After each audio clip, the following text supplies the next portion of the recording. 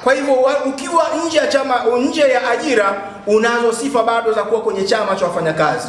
NETO akisumbuliwa kwamba wasajiliwe, watasajiliwa kama nani? Chini ya wizara ipi? Kokote watakwenda kusajiliwa watakuwa ni NGO na watakosa sauti ya kuongea mambo ya ajira. Ili waongee mambo ya ajira watakuwa kuwa katika trade union. Chama cha CHAKAMWATA tangu mwanzo kimekuwa kinatetea hata hao ambao hawako kwenye ajira pamoja na walioko kwenye ajira. Kwa wale NETO tunawakaribisha wakiona vema kwa uhuru wao, kwa mtu mmoja mmoja, kwa jumuiya yao vizuri, kwa umoja wote wakiamua CHAKAMWATA kinaweza.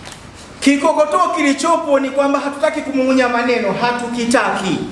Kikokotoo kilichokuwepo awali cha kukokotoa mafao ya kustaafu katika mfuko wa pensheni wa PSPF uliokuwepo wakati huo na mfuko wa PLF uliokuwepo wakati huo, kanuni ile iliyokuwa inatumika kwenye mifuko hii miwili ndio ambayo tunaitaka.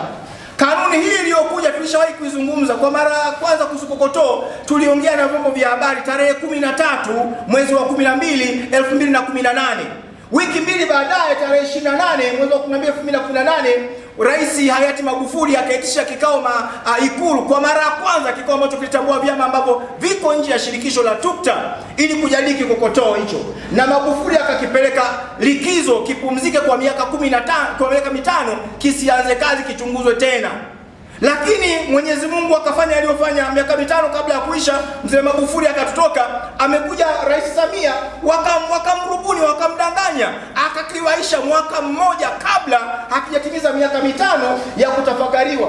Na ndani ile miaka iliyokuwa imepumzishwa hakikufanyiwa kazi. Tulikwenda wizara ya ofisi ya waziri mkuu, wizara ya kazi, ajira, vijana, watu wasiokuwa na ulemavu, kuzungumza nao. Katibu mkuu akasema hatuna intention hiyo, hakuna mchakato wote unaendelea bungeni wa kurekebisha hiyo kanuni. Hiyo kanuni inapunja mafao ya mfanyakazi wa nchi kwa asilimia 63.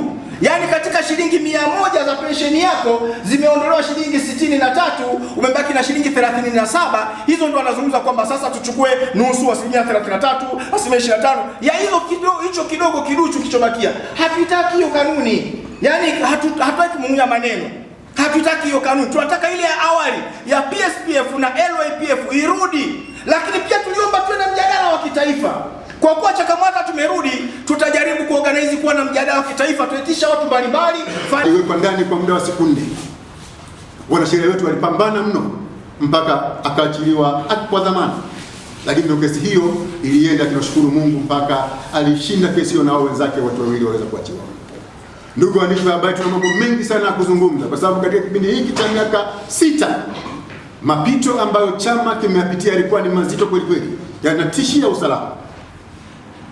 Lakini watu wote waliokuwa wanapambana hili, manake ni watu ambao wanania ovu sana na walimu wa Tanzania, kwa sababu CHAKAMWATA ni chama ambacho kinasemea walimu wa Tanzania.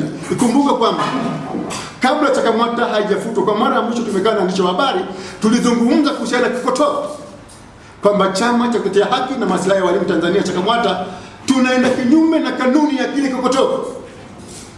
Waandishi wa habari wengine mlikuwepo siku hiyo, na baada ya kuzungumza, inawezekana pengine ni baadhi ya makosa yetu, yaani kutetea walimu wa Tanzania, inawezekana pia ni kati ya makosa ambayo tulikuwa tunafanya. Sasa tumerudi CHAKAMWATA, tumerudi kwa nguvu mpya. Tutaendelea kutetea walimu kwa nguvu kubwa sana.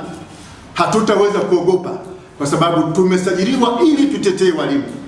Tumepambaniwa sana ili tuweze kufutwa. Wametusumbua mna tuweze kufutwa. Lakini tunashukuru haki imetendeka kwenye mahakama ya rufani. Sasa tunaingia kazini tena rasmi.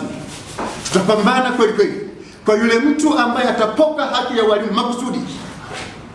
Awe ni kiongozi, awe ni mtu yoyote, awe ni mwajiri, awe ni mtu yote, tutapambana naye kisawa sawa.